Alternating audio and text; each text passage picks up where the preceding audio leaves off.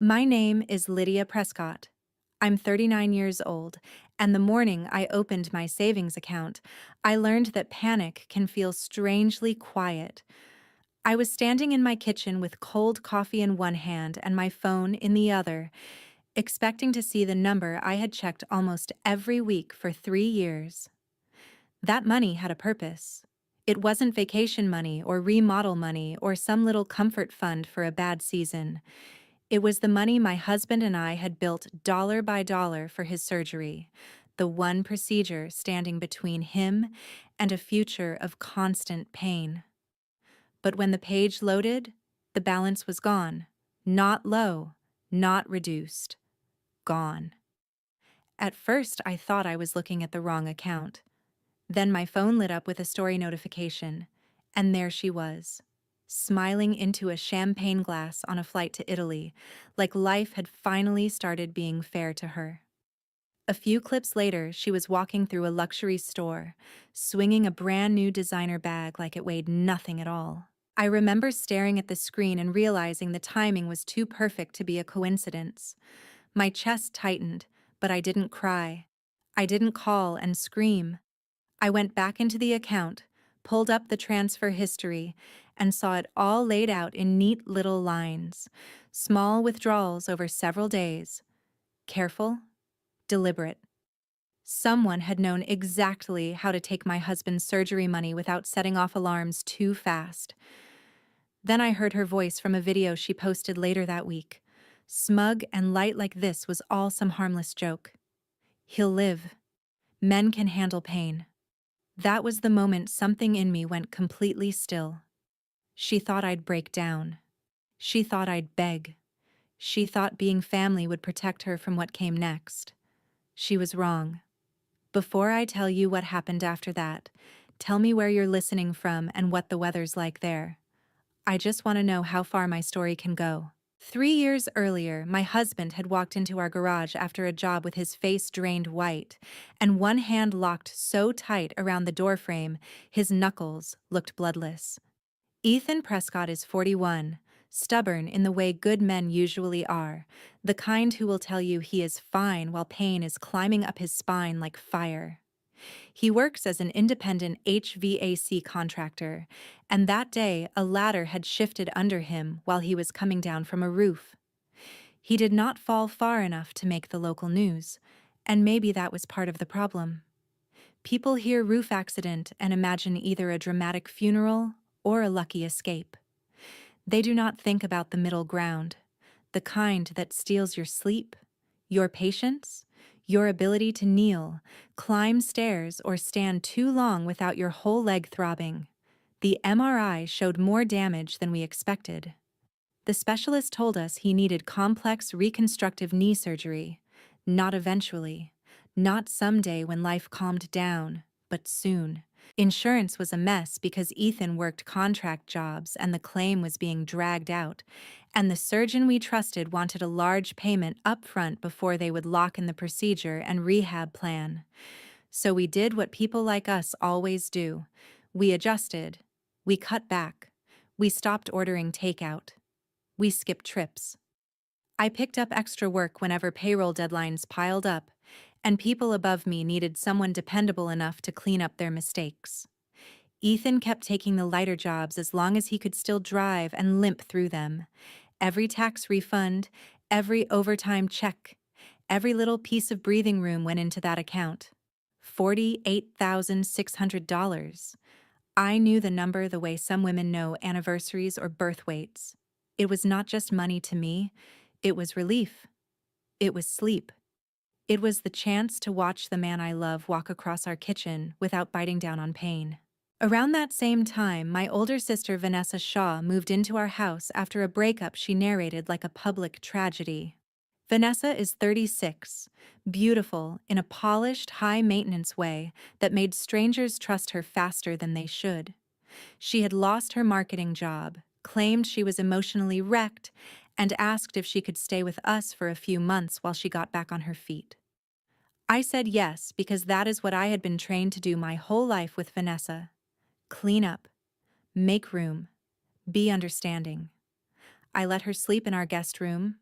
I let her use my old laptop to redo her resume and apply for jobs because hers was acting up, and she said she just needed help for a week or two. Looking back, I can see all the questions she asked me that I brushed off at the time. When is Ethan's surgery again? How much are they making you pay up front? Are you keeping that much money in one account? Do you ever worry about fraud? Back then, I thought she was making conversation. Standing in my kitchen with that empty balance on my phone, I realized she had not been making conversation at all. She had been mapping the house. I called her before I gave myself time to think. She answered on the third ring with sunglasses pushed up on her head and sunlight reflecting off water behind her. She looked rested, happy even. There was Prosecco in her hand. I remember how normal her voice sounded, how insulting that felt all by itself. I asked her where my money was. Not hello. Not how are you. Just where is my money? She blinked once, then leaned back in her chair like we were discussing dinner plans. Lydia, please do not start, she said. I told her I was looking at $48,000 gone from the account for Ethan's surgery, and I wanted one reason not to call the police before she finished her next sentence. She actually laughed. Not loud, just a little breath through her nose like I was overreacting. Then she said the line I still hear in my sleep. He will live. Men can handle pain. She said it like she was offering perspective, like she was the calm one in the conversation. Then she kept going. She said Ethan was tough. She said I was acting like she had killed someone. She said she needed this trip because the breakup had destroyed her mental health, and she deserved one beautiful thing after everything she had been through. One beautiful thing. That was what she called Italy. That was what she called the flight, the hotel, the shopping, the bag hanging off her arm while my husband was icing his knee in our living room. I asked her if she was out of her mind. She said I would get over it, that I always did. And then she made the mistake that changed everything. She told me not to be dramatic because we were family, and family helps family. Before hanging up, she added that if I embarrassed her over this, I would regret it. The call ended, and I just stood there with my phone in my hand, staring at my own reflection in the black screen. In the living room, Ethan shifted on the couch and sucked in a breath because even moving his leg a few inches hurt. And for the first time in my life, I understood that there are some betrayals too ugly to soften with love. I wish I could tell you that once I realized what Vanessa had done, everything moved fast and clean and fair. It did not. The first call I made after hers was to the bank, and by the time I finished explaining the transfers, I already knew I was stepping into one of those situations where everyone agrees something terrible happened, but nobody wants to be the one to fix it. The fraud specialist was polite, almost painfully polite, the way people sound when they know they are about to disappoint you. She walked me through the transaction history, confirmed the withdrawals had been made from a device that had previously logged in successfully, through our home internet, with saved credentials already stored in the browser. She said they would open an investigation. She said they would document everything. She said words like unauthorized access and account misuse. Then she said the part that made my stomach drop.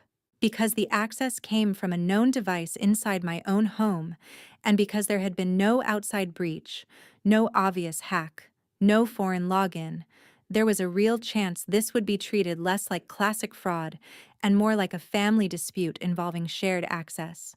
A family dispute. That was the phrase she used for the money my husband needed to walk without pain.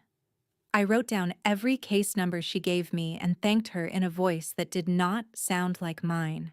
Then I called the non-emergency police line.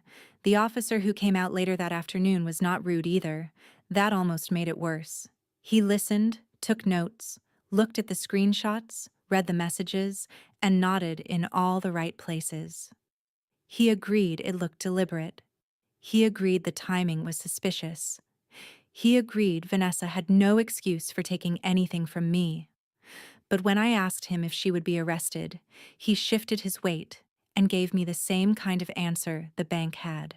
Since she had been staying in the house, since she had used a device I had allowed her to use, since we were related.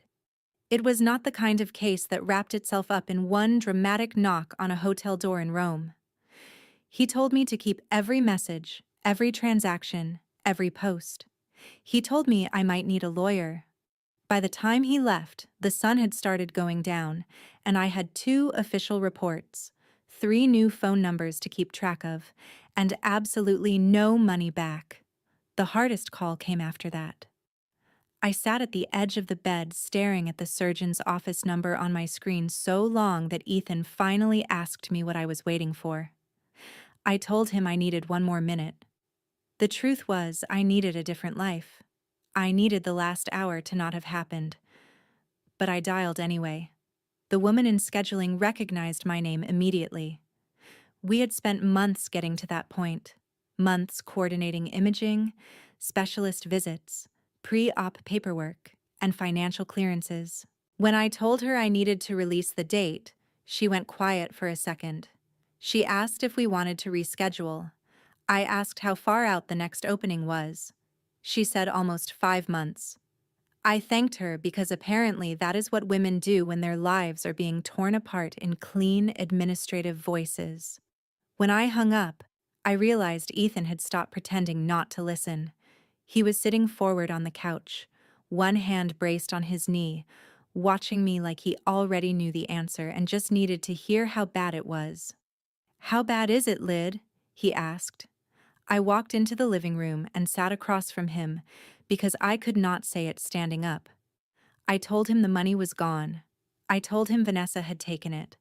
I told him the surgery date was gone too. He did not speak right away. He just looked down at his hands, then at his legs stretched stiff in front of him. Finally, he asked, "She knew exactly what that money was for, didn't she?" I said yes. He nodded once, slowly, like the truth had physical weight, and he was trying to lift it without making a sound. That was the moment my anger changed shape.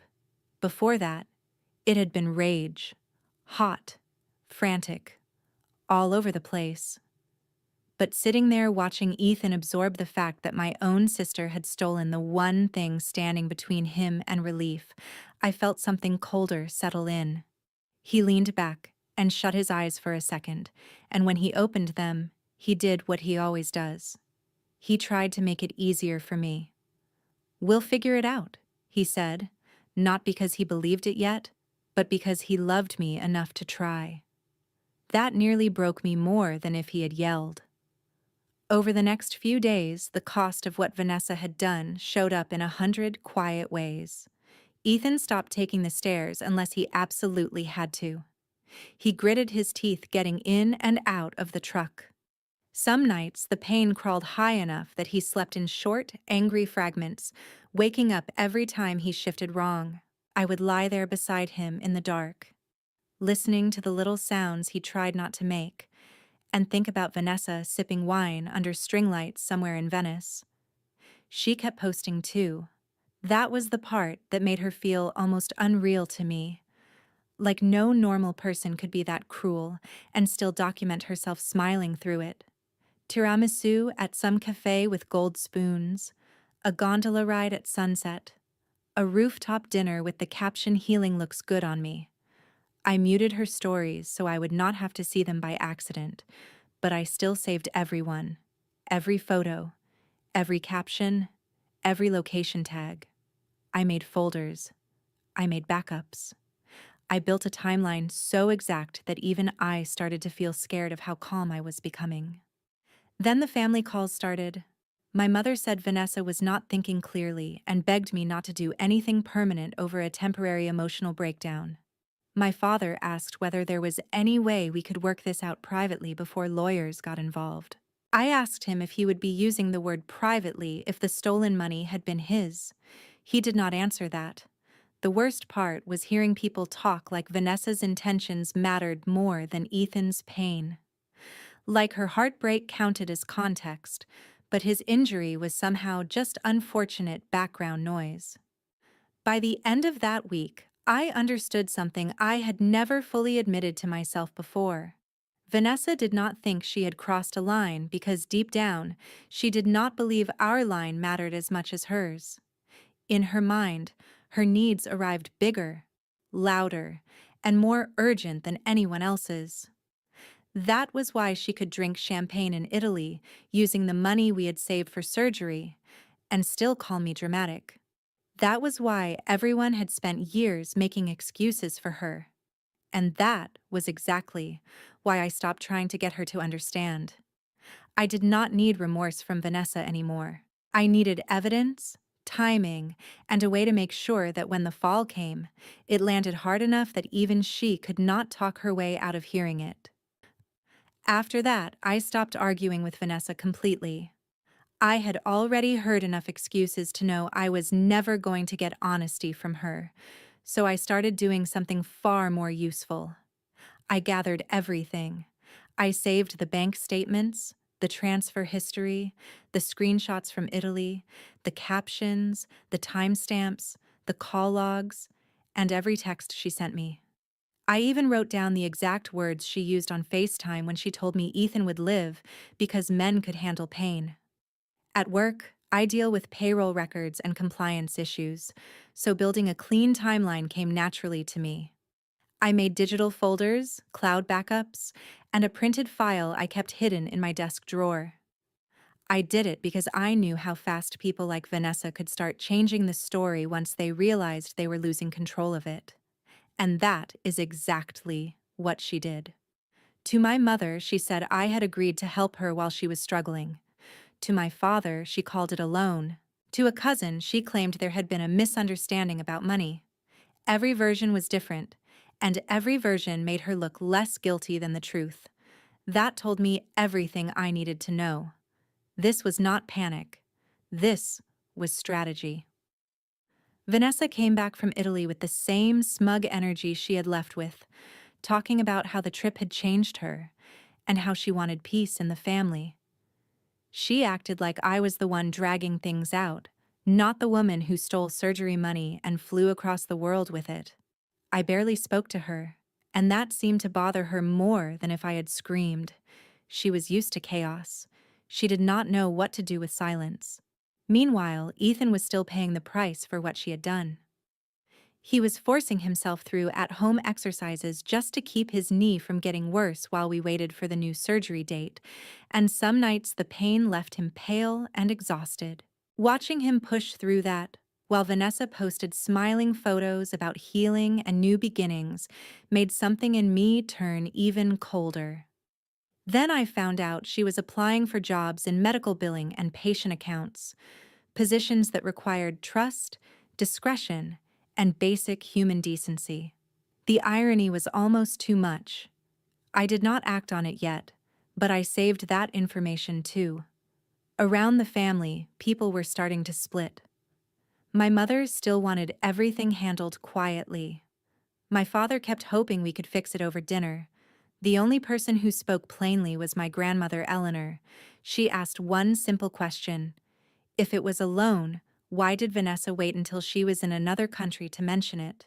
A few days later, Vanessa sent a cheerful group text inviting everyone to a backyard dinner at my parents' house called Tuscan Nights, complete with candles, pasta, and good energy. Then she messaged me separately and said it was time for us to move forward like adults. I took a screenshot, added it to my file, and looked over at Ethan asleep in his recliner with his hand resting on his bad knee. In that moment, I knew Vanessa still thought this was just a family argument she could talk her way out of. What she did not understand was that she was about to give me exactly what I had been waiting for. I did not go to Tuscan Nights. That decision was easy. Vanessa had spent her whole life surviving on performance. She knew how to cry at the right moment, laugh at the right moment, and twist a story until people forgot where the damage started. If I showed up, she would turn me into the villain before dessert. She would call me bitter, dramatic, unstable. I was not giving her that. I stayed home with Ethan, made him dinner, helped him settle in with ice on his knee, and waited. Because if there is one thing people like Vanessa cannot resist, It is an audience. She had decorated my parents' backyard like a magazine spread instead of a family dinner stained by stolen surgery money. My mother had sent photos earlier that afternoon without thinking. String lights over the fence, white tablecloths, candles in glass holders, olive branches around serving trays, pasta, bread, and a charcuterie board arranged to look expensive and effortless. Vanessa wanted the whole night to feel elegant. She wanted everyone to remember the mood before they remembered the truth. Around 8, my phone buzzed with a notification that Vanessa had gone live on Instagram. I opened it. There she was, flushed from wine and attention, smiling too hard under the patio lights, panning the camera over the table while everyone around her looked caught between politeness and embarrassment. She kept saying things like, "This is what healing looks like," and family is everything. I sat on the couch beside Ethan, holding my phone so tightly my hand started to ache. Ethan looked over and asked if I wanted him to mute the TV. I nodded without taking my eyes off the screen. Vanessa was getting reckless. Attention always did that to her. Her voice got brighter, sloppier, more performative. She moved from person to person with the camera, making everyone wave, making everyone participate. A couple of my cousins smiled weakly. My father looked uncomfortable. My mother kept trying to redirect her toward the food. My grandmother Eleanor did not smile at all. Then Vanessa lifted her glass and laughed that laugh I have hated since childhood, the one that always means she thinks she is untouchable. She pointed the camera toward herself, then the table, and said, "Big shout out to my sister Lydia's emergency fund for making Italy happen." For a second, nobody moved. You could feel the air change even through a phone screen. One cousin gave a shocked little laugh because sometimes people do that when they do not know what else to do. My mother said Vanessa in a warning tone. My father looked down at his plate, and because no one stopped her fast enough, she kept going. "Relax," she said, waving one manicured hand in the air. "Ethan's a grown man. He can tough it out. Men can handle pain better than women anyway." She smiled after saying it, like she had just delivered the cleverest line of the night. Beside me, Ethan went completely still. I felt heat rush to my face, but my hands stayed calm. In the exact moment Vanessa thought she had humiliated me, she had finally done something far more useful. She had admitted it herself. Publicly. On camera. I screen recorded the entire live before she could delete it. Then I replayed the key section twice and saved separate copies to my cloud folder, my hard drive, and a private email draft. Ethan looked at me and said quietly, "Well, I guess she finally said the quiet part out loud." I asked if he was okay. He let out a breath that was almost a laugh and shook his head. "No," he said, "but I'm done protecting her." That mattered more than I can explain. Ethan is not dramatic. Even after everything, a part of him had still been holding back because she was my sister. Hearing that line snap in his voice clarified everything. I opened my laptop and pulled up the job listing I had saved earlier that week. Patient Accounts Specialist, Desert Valley Care Network. The hiring manager's name was Angela Ruiz. I already had the email format from the company site, so it did not take long to confirm the address. Then I wrote. I kept it short on purpose. No rambling, no insults, no emotional language Vanessa could twist. I introduced myself and explained that I believed one of their candidates had demonstrated conduct directly relevant to a patient-facing financial role. I wrote that the candidate had publicly bragged about taking money saved for a medical procedure and had mocked the injured patient on camera. Then I attached the video clip, screenshots from the live, the earlier Italy posts, and a screenshot of the transfer dates matching the travel timeline.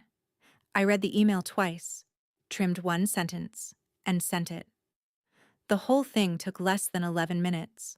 Vanessa called 37 minutes later, but I did not answer. She called again. Then she texted, "What did you do?" I still said nothing. 10 minutes later, my mother called. Her voice was tight and low.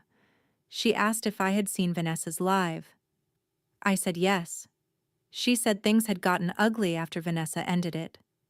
Eleanor had stood up from the table and told her that if she could joke about stolen surgery money, she could leave. My father had finally snapped and asked if she had lost her mind. Vanessa started crying, then yelling, then insisting everyone was twisting her words. I asked my mother one question. Did she deny taking the money? My mother went silent. Then she said no. About 2 hours after I sent the email, Vanessa called again. And this time, I answered. She was shrieking. She told me I had ruined her future.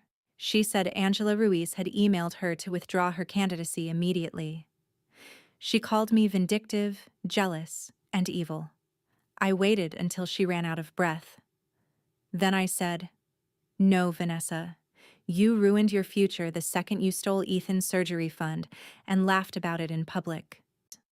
Ethan reached over from the recliner and I put the phone on speaker. Vanessa was still spiraling, saying I had no right to interfere with her employment. Ethan spoke before I could. His voice was calm but hard now. You had no right to interfere with my body, my recovery, or my life. You didn't just take money. You took time I can't get back. Vanessa went silent for 1 full second. Then she hung up. And for the first time since this started, I felt something close to relief. Not because the money was back. It was not. Not because the surgery was fixed. It was not. But because the truth was finally out in the world, where Vanessa could not edit it, sweeten it, or cry over it until people forgot what she had done. She had wanted a stage. Instead, she handed me proof, and I used it. By the next morning, everyone in the family had seen the video. Not Vanessa's excuse, not her polished version of events, but the actual clip of her raising a glass and joking about my husband's surgery money like it was something funny. Once people heard her say it in her own voice, the excuses started falling apart. My mother called first. She sounded exhausted. Vanessa had shown up at their house crying, furious, and demanding support. But even then, she still was not denying what she had done. She just kept saying she deserved understanding. A few hours later, my father called. And for the first time since this started, he sounded done.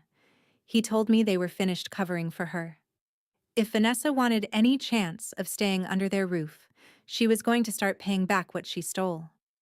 That same day, the designer bag, the sandals, the scarves, and the dresses she had shown off from Italy started going up for sale on Facebook Marketplace and Poshmark. My grandmother Eleanor said the one thing nobody else had wanted to say out loud. You do not get to wear luxury bought with somebody else's pain. Vanessa screamed that everyone was turning against her, but the language in the house had changed. Nobody was calling it a mistake anymore. My mother called it theft. My father called it shameful. Eleanor called it rotten. Later that afternoon, my lawyer sent Vanessa a formal demand letter with the full amount, the evidence, and a repayment deadline.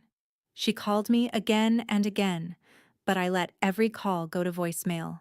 By evening, my mother texted to say Vanessa had agreed to a repayment plan. The money from the resale items would go toward what she owed, and my parents would front part of the amount so we could move faster on Ethan's medical scheduling.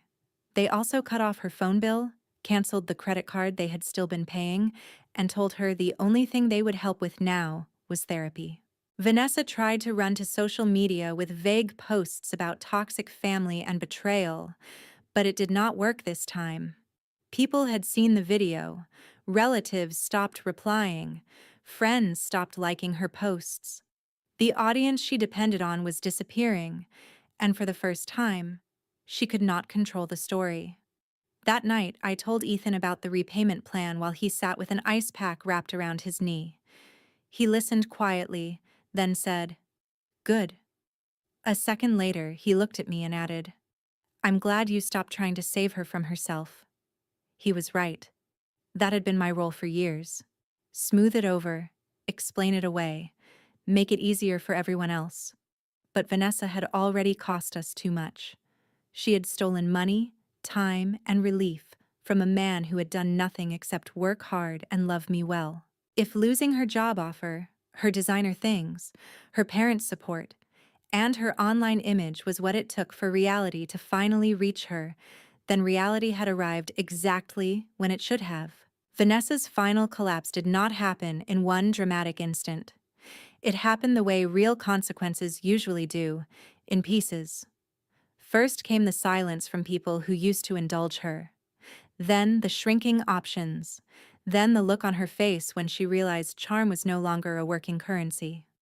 Over the next several weeks, the resale money came in bit by bit, and every payment felt less like revenge and more like correction. She sold the bag she had flashed in Italy, the shoes she had posed in, the sunglasses she had worn in half her posts, and finally the laptop she had once borrowed from me and used to get into my account. That part felt almost poetic. She did not send me long apologies. She did not suddenly become humble and transformed. What she sent were short transfer confirmations and one-line messages that sounded more tired than sorry. Good. I was never looking for tears. I was looking for accountability. My parents kept their word. They fronted enough money to help us secure a new surgical date, but they made it clear Vanessa would repay them too. They cut her off completely, and this time they meant it. No more phone bill, no more backup credit card, no more soft landing every time she blew up her own life. She moved into a tiny studio apartment on the far side of town and picked up shifts at a coffee shop. Her Instagram went private. The luxury captions disappeared. The woman who had once called my husband's pain and inconvenience now had to build a life without an audience, and I think that hit her harder than losing the money ever did. When Ethan's new surgery date was finally confirmed, I cried for the first time since all of this started. Not because I was weak, and not because I had forgiven anyone, but because after weeks of chaos, paperwork, humiliation, and pain, there was finally a door open in front of us again. The surgery itself was long, and recovery was not easy. There were hard days, setbacks, sleepless nights, and moments when Ethan's frustration filled the whole house. But this time, every painful step had purpose behind it. He was moving toward healing, not away from it. Months later, I watched him walk across a parking lot without bracing himself against the truck. Then I watched him climb our front steps without stopping halfway. Nearly a year after the money disappeared, we signed up for a local charity 5K walk. We did not do it to prove anything to anyone. We did it because there had been a point when even standing too long felt impossible for him, and now here he was beside me, moving forward under his own strength. At the finish line, Ethan squeezed my hand and smiled in that quiet way he has when something matters too much for words. And standing there beside him, I understood the real lesson my sister had forced me to learn. Sometimes the most painful betrayal does not come from strangers. It comes from the people who assume love means unlimited access, unlimited forgiveness, unlimited damage. But love without boundaries is not love. It is permission. Family is not a free pass to steal someone else's future and expect understanding later. If there is anything worth protecting in this life, it is the peace, dignity, and safety of the people who have earned your loyalty. Vanessa took our money, our time, and our trust, but she did not get to keep the life she built from it. And if you are listening to this after being told to stay quiet for the sake of family, let me say what I wish someone had told me years earlier. You are not cruel for drawing a line. You are not heartless for demanding accountability. Sometimes the kindest thing you can do for yourself is stop rescuing the person who keeps choosing to hurt you. The team behind Revenge Argon is committed to creating meaningful, engaging stories that leave a lasting impression on viewers. We want to make it clear that this is a fictional story, created to share educational lessons, valuable perspectives, and thought-provoking storytelling with our audience. Vanessa is the kind of villain who hides selfishness behind excuses and expects family to forgive what should never have been done in the first place. She didn't just steal money, she stole time, trust, and peace from the people who loved her most. After hearing this story, how would you deal with a person like Vanessa if she were in your own family?